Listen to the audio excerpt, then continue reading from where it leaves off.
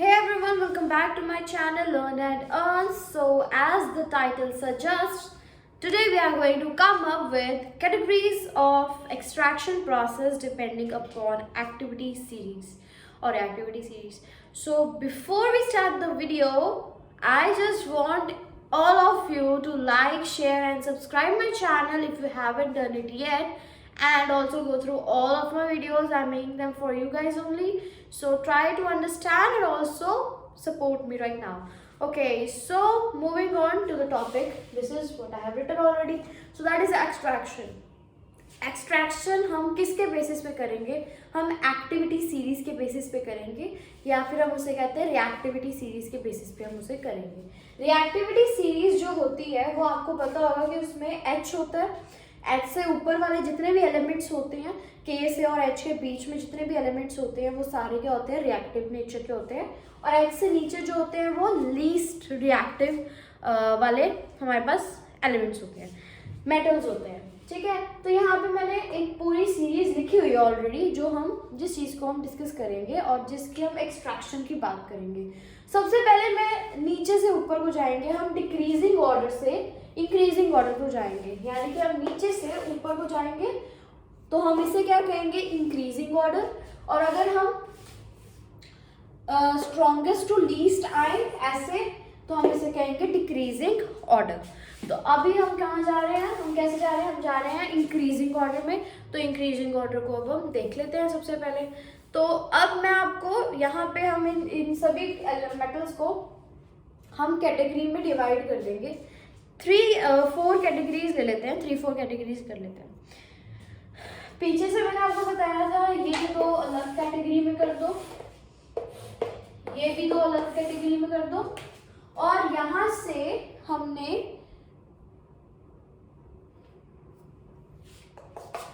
3 ये कैटेगरीज में कर दो डिफरेंट, और ये 5 ए कैटेगरी में कर दो. ठीक है, क्लियर हुआ मैंने क्या किया? मैं आपको दोबारा क्लियर कर देती हूँ अगर आपको नहीं पता लग रहा. हमने यहाँ पे कुछ नहीं किया, हमने सिर्फ और सिर्फ जितने भी लीस्ट रिएक्टिव मेटल्स थे उन्हें हमने ए कैटेगरी में कर दिया.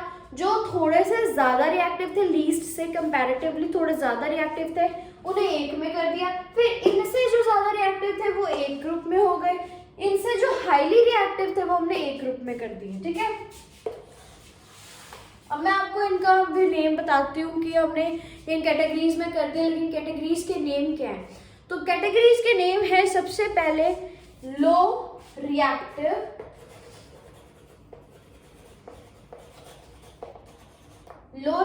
मेटल्स. ठीक है, एंड इसके बाद है हमारे पास middle in the activity series. ये जो आएंगे ना, ये वाले, ये हमारे पास मिडल में है, तो हम इन्हें लिखेंगे मिडल. और we can also say moderate, right. ठीक है, हम इन्हें मॉडरेट रिएक्टिव कह सकते हैं. वो least reactive, moderate reactive and highly reactive. Now अगर हमें इसको लो रिएक्टिव को लिखना हो तो we can write it least reactive. और ये मैं इन दोनों बॉक्सेस का कह रही हूँ, इन दोनों बॉक्सेस को हम क्या कहेंगे? Least reactive metals. ये जो लीस्ट रिएक्टिव मेटल्स हैं, ये मेरे साथ काउंट करो कौन कौन से हैं. सबसे पहले है कॉपर, देन है silver, then platinum and gold. ये हमारे पास लीस्ट रिएक्टिव मेटल्स हैं. इसके बाद यहाँ पे आ जाओ Zn, Sn एंड Pb. इनका भी हम एक बार कर लेते हैं, जिंक, टिन एंड लेड.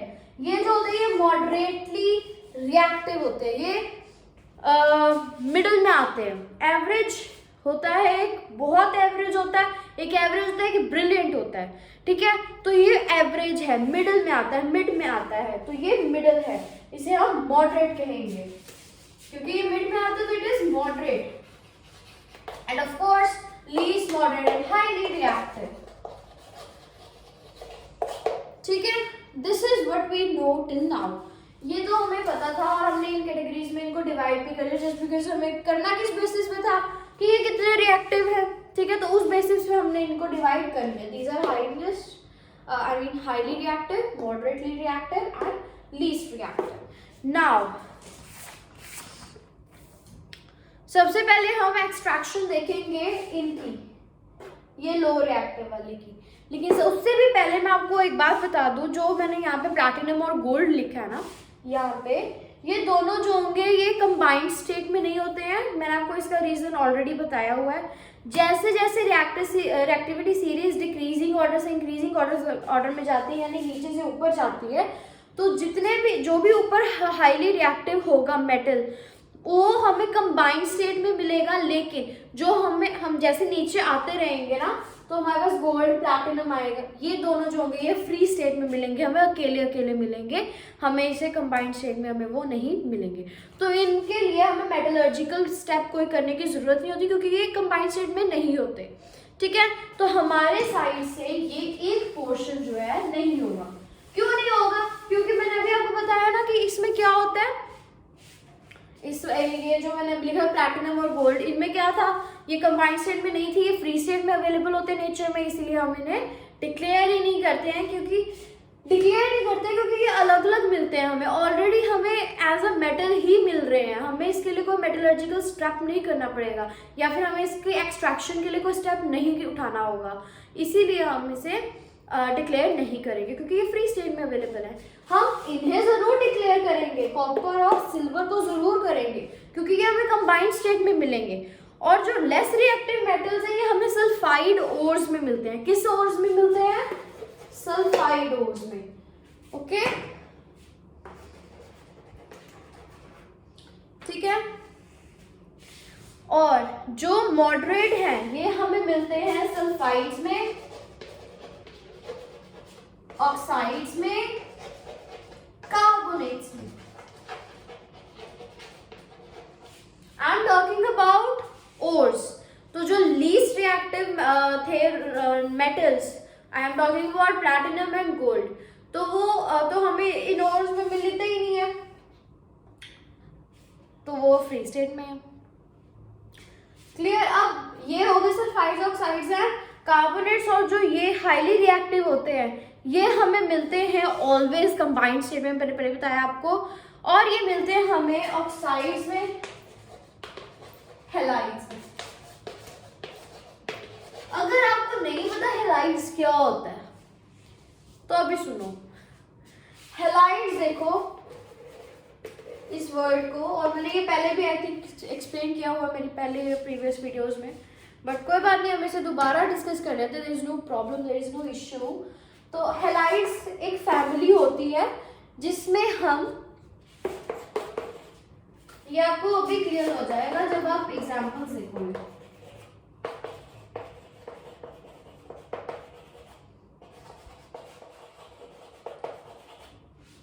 यहाँ पे कुछ कॉमन लग रहा है आपको?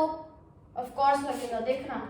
अगर नहीं लगा तो मैं आपको बता दूं, तो यहाँ पे आयन कॉमन होगा, आयोडीन, ब्रोमीन, ब्रोमाइन और क्लोरीन, और या फिर हम इसको फ्लोरीन भी ले सकते हैं, उसमें भी आयन आता है इनमें।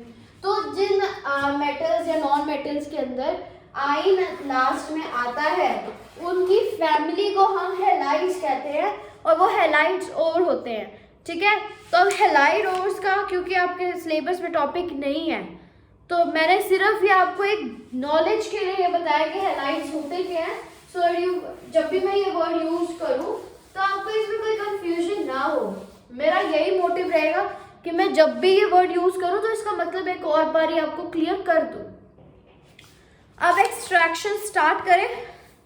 सबसे पहले हम स्टार्ट करेंगे लो रिएक्टिव से, और हमें पता है वो किस में मिलते हैं, हमें सल्फाइड्स में। हमें पता है कैल्सिनेशन और रोस्टिंग के बारे में। कैल्सिनेशन होता है कार्बोनेट्स के साथ और रोस्टिंग होता है सल्फाइड्स के साथ। ठीक है, अब हम इसके साथ कौन सा करेंगे खुद सोचो। ये सल्फाइड ओर्स में मिलता है हमें, तो हम इसको रोस्ट करेंगे, we will do roasting. Roasting कैसे करेंगे? सबसे पहले आप ले लो एग्जाम्पल, देखो रिएक्टिविटी सीरीज के अंदर कोई भी मेटल हो सकता है, स्टार्ट के से ही हो रहा है लेकिन बीच में काफी मेटल्स एडअप हो रहे हैं। मैं यहाँ पे एग्जांपल लूंगी कॉपर की, और मैं लूंगी साथ में मर्क्यूरी की, क्योंकि हमें उसके ओर्स पता है ना ऑलरेडी, तो हम उसको यूज कर सकते हैं, राइट। तो मैंने यहाँ पे पहले मर्क्यूरी लिया, HgS, इसे हम कहते हैं सिनेबार। ठीक है, अब हमने इसको, क्योंकि अब इसके पास ऑक्सीजन नहीं है, हमने मेटल ऑक्साइड बनाना है, तो अब हम इसको क्या प्रोवाइड करेंगे? ऑक्सीजन प्रोवाइड करेंगे। ऑक्सीजन प्रोवाइड करें तो ये क्या आ जाएगा? H2O plus sulphur. जो सल्फर होगी वो क्या हो जाएगी? एटमॉस्फेयर में रिलीज हो जाएगी, इट इज S2। ठीक है,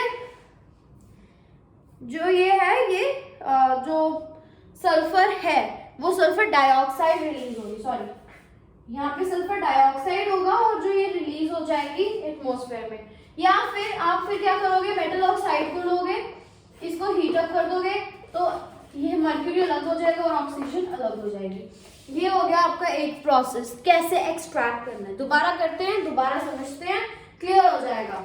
देखो हमने ना यहाँ पे ये ध्यान रखना है कि जो लीस्ट रिएक्टिव मेटल्स होंगे वो सल्फाइड ओर्स में हमें मिलेंगे, जो मॉडरेट होंगे वो हमें ऑक्साइड्स, कार्बोनेट्स और सल्फाइड्स में मिलेंगे।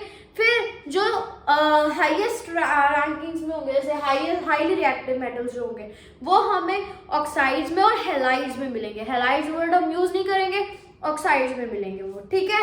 अब यहाँ पे चेकआउट करो, ये हमारे पास क्या है, लीस्ट रिएक्टिव मेटल्स। तो अब लीस्ट रिएक्टिव मेटल्स हमें पता है कि वो सल्फाइड ओर्स में हमें प्रेजेंट है देयर, तो उसका हमने ओर बनाना है। तो पहले HDS is the ore, mercury भी आता है इनमें, मैंने आपको पहले बता दिया वो ऑलरेडी। तो ये होता है सिनेबार, हमने इसको ऑक्सीजन प्रोवाइड करी तभी तो वो ऑक्साइड बनेगा। तो ये आ गया mercury oxide plus sulphur dioxide और ये रिलीज होगी, गैस रिलीज होगी। अब हम ये वाले ऑक्साइड को उठाएंगे, इसको हमने हीट अप किया तो Hg अलग हो गया और ऑक्सीजन अलग हो गया।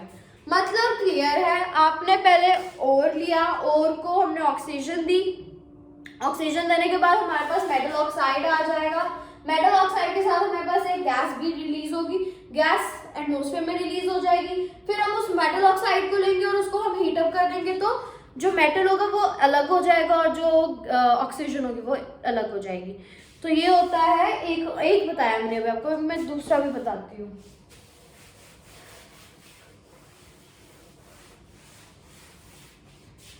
अब हम करेंगे कॉपर का। तो कॉपर इज Cu2S, ठीक है, ये होता है इसका ओर, ठीक है, कॉपर ग्लैंस, ठीक है। अब हम इसको, हाँ इन्होंने कहा है कि आप कॉपर सल्फाइड ओर को यानी कॉपर ग्लैंस को आपने रिड्यूस करना है। उसको रिड्यूस का मतलब होता है उसको एक्सट्रैक्ट करना है।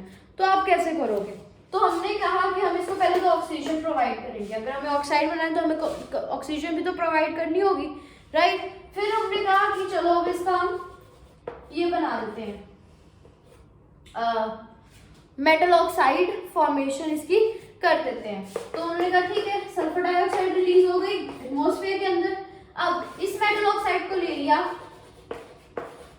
इसको हीट अप किया, रिजल्ट क्या आया हमारे पास, यहाँ नीचे लिखा मैंने, ठीक है, Cu plus oxygen, metal extract हो गया। Clear, this was all about extraction of metals low in activity series or reactivity series which was of copper and mercury। आप जो कॉपर है वो इलेक्ट्रोलिटिक रिफाइनिंग मेथड से भी निकाल सकते हो, वो बहुत ही क्लियर है आपको ऑलरेडी, ठीक है। In my next video we'll be continuing with the extraction of metals middle in the activity series। I'm talking about zinc and iron। मैं आपको पहले बताया कोई भी मेटल बीच में एंटर हो सकता है, 118 एलिमेंट्स, ठीक है। तो उसमें से कोई भी मेटल जो है बीच में इंसर्ट हो सकता है। जैसे आपकी रिएक्टिविटी सीरीज में Sn तो था ही नहीं, आपको तो पता ही नहीं था Sn होता है क्या, तो टिन होता है वो तो, लेकिन आपको ये नहीं पता था कि वो रिएक्टिविटी सीरीज में जिंक के नीचे आता है। तो अब आपको पता लग गया। लेकिन यहाँ पे अभी भी मैंने कुछ पूरे एलिमेंट्स नहीं लिखे हैं, मैंने अभी भी यहाँ पे फुल एलिमेंट्स नहीं लिखे हैं जो रिएक्टिविटी सीरीज में होते हैं, ठीक है। मैंने यहाँ पे सिर्फ वो लिखे हैं जो हम यूज करेंगे या कर सकते हैं, जिनके ओर्स हमें प्रेजेंट है नेचर में, ठीक है। So with this we end today's video, and I hope you like the video and you have got some knowledge more about it, and we'll meet up in the new video, and please do like, share and subscribe my channel. Thank you.